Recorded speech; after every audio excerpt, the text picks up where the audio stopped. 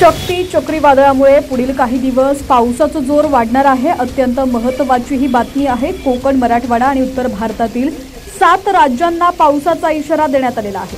मच्छीमारांना समुद्रात न जाण्याचे आवाहन करण्यात आलेले आहे। जोरदार वारे आणि विजांच्या कडकडाटासह मुसळधार पावसाचा अंदाज व्यक्त करण्यात आला आहे। दिल्ली एनसीआर सह संपूर्ण उत्तर भारतात मान्सून पुन्हा सक्रिय झालाय। 7 राज्यांना पाऊस झोडपून काढणार आहे।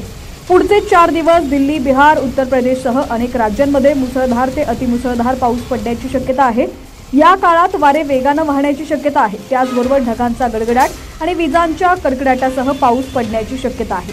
या पावसामुळे या राज्यात सकाळी आणि संध्याकाळी थंडावा जाणवेल। सकाळपासून हलका ते मध्यम स्वरूपाचा पाऊस सुरू होईल, जो दिवसभर अधूनमधून सुरूच राहणार आहे। हवामान खात्याच्या मते आज उत्तर प्रदेश, उत्तराखंड, हिमाचल प्रदेश, पंजाब, हरियाणा आणि राजस्थानसह उत्तर भारतातील अनेक भागात मुसळधार पाऊस पडू शकतो। या काळात जोरदार वारे वाहण्याची शक्यता देखील आहे। दरम्यान बंगालचे उपसागर आणि अरबी समुद्रातील हवामान प्रणाली सतत सक्रिय असल्याने तामिळनाडूच्या 14 जिल्ह्यांमध्ये मुसळधार पावसाचा इशारा देण्यात आलेला आहे। शक्ती चक्रीवादळ पश्चिम किनारपट्टीच्या दिशेने पुढे सरकत आहे। 7 ऑक्टोबरपर्यंत कोकण आणि मुंबईमध्ये तीव्र ते मध्यम स्वरूपाचा पाऊस पडण्याची शक्यता आहे।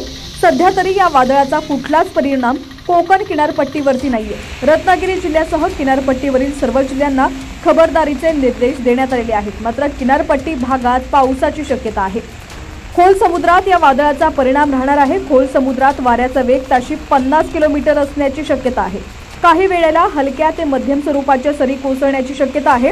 मच्छीमारांना समुद्रात न जाण्याचे आवाहन हवामान खात्याकडून करण्यात आले। हवामान खात्याच्या इशाऱ्यानुसार जिल्हा प्रशासकीय यंत्रणा सतर्क झाली आहे। किनारपट्टी भागात सध्या वातावरण शांत आहे। दरम्यान राज्यातील विविध भागात तुरळक ठिकाणी पाऊस आपली दमदार हजेरी लावणार असल्याचं आपल्याला पाहायला मिळतोय। त्यामुळे पुढील 2-3 तासात बऱ्याच ठिकाणी वादळी वाऱ्यासह आणि विजांच्या कडकडाटासह पाऊस आपली दमदार हजेरी लावणार असल्याचं पाहायला मिळतंय।